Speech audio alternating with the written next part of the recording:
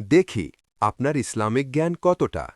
চারটির মধ্যে কয়টি সঠিক উত্তর দিতে পারেন কমেন্টে জানাতে ভুলবেন না। প্রশ্ন ১।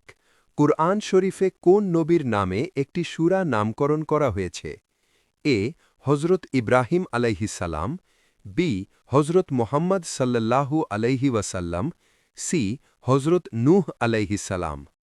সঠিক উত্তর এ হজরত ইব্রাহিম আলাইহিসাল্লাম।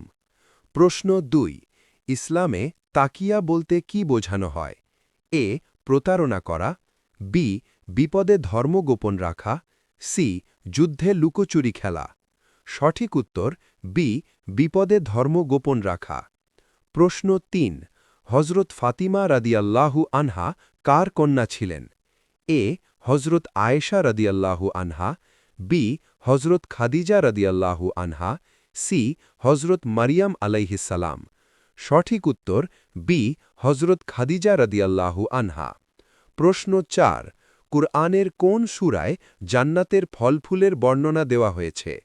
এ সূরা ওয়াকিয়া, বি সূরা রহমান, সি সূরা ফাতিহা। সঠিক উত্তর জানার আগে ভিডিওটা শেয়ার করে মানুষের কাছে পৌঁছে দেন। আপনার একটা শেয়ারের মাধ্যমে অন্য একজন ইসলামিক জ্ঞান সম্পর্কে জানতে পারবে।